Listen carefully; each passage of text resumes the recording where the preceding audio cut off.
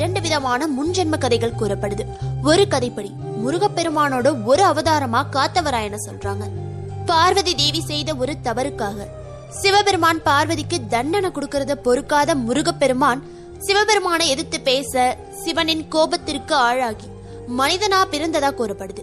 மற்றொரு கதைப்படி தேவலோக நந்தவனத்தை காவல் காப்பதற்காக சிவபெருமானால உருவாக்கப்பட்டவர் தான் காத்தவராயன்னு சொல்றாங்க.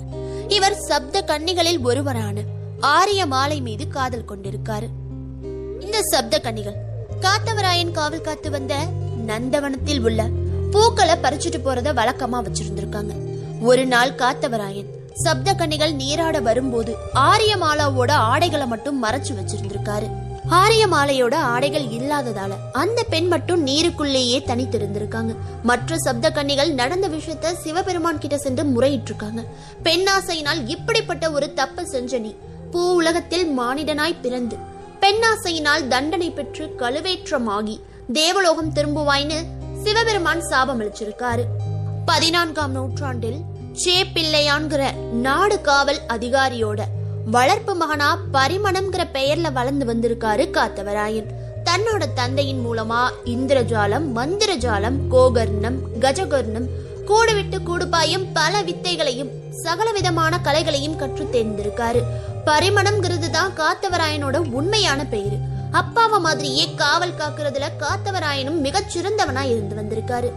அதே காலத்துல ஒரு பிராமணருக்கு சப்த கன்னியர்களில் ஒருத்தியான ஆரியமாலை மகளா பிறக்கிறாங்க. காத்தவராயனோட கிண்ணறி வாசிப்பில் மயங்கி ஆரியமாலை காத்தவராயனை காதலிக்க ஆரம்பிச்சுட்டாங்க.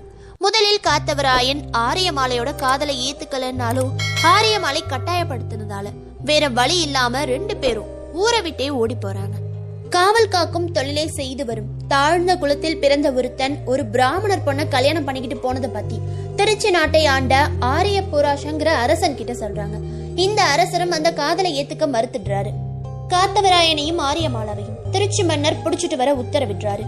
ஆரியமாலாவை காத்தவராயன் அழைத்து சென்று தேவதாக்குடிங்கிற காடு, அதாவது இப்ப காத்தான் குத்தகைன்னு அழைக்கப்படுது, அந்த இடத்துல பதுங்கி வாழ்ந்த போது ஆரியர்களால் பிடிக்கப்பட்டு ஆரியர்களின் தலைமை இடமாகிய திருச்சிராப்பள்ளிக்கு கொண்டு செல்லப்படுறாங்க.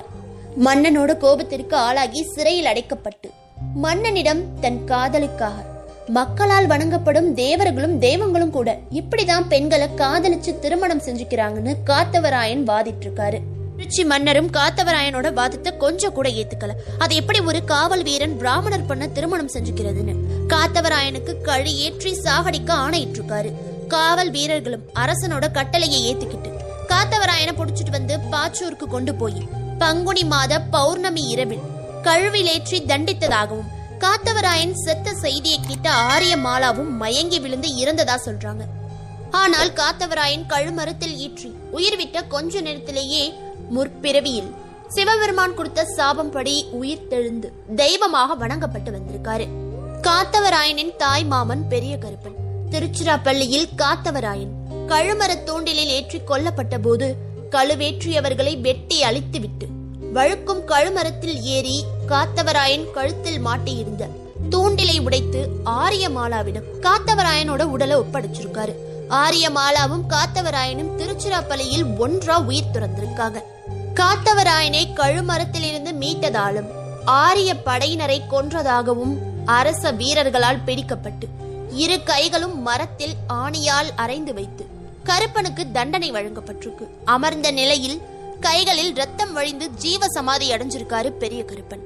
காத்தவராயனுடைய மாமன் பெரிய கருப்பனை தான் தூண்டில் கருப்பன்னு அழைத்து வரும். தன்னை நம்பி வந்தவங்களுக்கு எப்படிப்பட்ட ஆபத்து வந்தாலும் அவங்கள அந்த ஆபத்திலிருந்து மீட்டு சதியாலும் சூழ்ச்சியாலும் பிரிக்கப்பட்டவர்களை இல்லைனா பிரிந்து சென்றவர்களை தூண்டில்காரன் சேர்த்து வைப்பதாகவும் பெரிய கருப்பனை தூண்டில்காரன் அழைத்து வழிபட்டு வராங்க.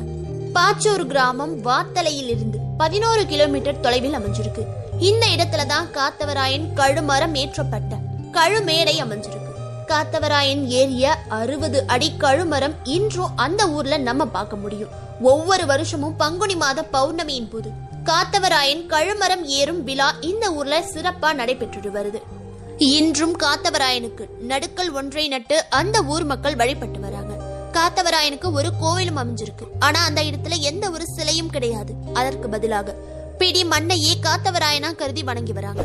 திருச்சி முக்கொம்பு பக்கத்துல காவிரி வடகரையில் வாத்தலைங்கிற ஒரு கிராமம் அமைஞ்சிருக்கு. இந்த கிராமத்துல உள்ள காத்தவராயன் கோவில் தான் ஆதி முதன்மையான கோவில்னும் இங்கே இருந்து பிடிமண் எடுத்துட்டு போய் தான் மற்ற ஊர்கள்ல உள்ள காத்தவராயனுக்கு கோயில் கட்டியிருக்காங்கன்னு காத்தவராயன் வாழ்ந்த இடம் ஊர் தான் அவரோட பூர்வீக இடம்னு சொல்றாங்க. எல்லா கிராமத்து மாரியம்மன் கோவில்களிலும் சரி, காமாட்சி அம்மன் கோவில்களிலும் முதன்மை காவல் தெய்வமாக வழிபடப்படுபவன் தான் காத்தவராயன். காத்தவராயனை வழிபட்ட பிறகுதான் காமாட்சி அம்மனை வழிபடணும்னு சொல்லுவாங்க. காவல் தெய்வமான காத்தவராயனோட அனுமதி இருந்தால் மட்டும்தான் அம்மனோட அருள் கிடைக்கும்ங்கிறது கிராம மக்களோட நம்பிக்கையா இருந்து வருது. பார்வதி தேவி காமாட்சி அம்மனை அவதாரம் எடுத்த போது காமாட்சி அம்மனுக்கு துணையாக வந்தவர் தான் காத்தவராயனும் நம்பப்படுது. அதனால எல்லா காமாட்சி அம்மன் கோவில்களிலும் காத்தவராயனை அடையாளப்படுத்தும் விதமா கழுமரம் பலிபீடம் அமைச்சிருப்பாங்க. காத்தவராயனை ஒரு கழுமரமாக வைத்திருப்பதன் பின்னணியில் அவரோட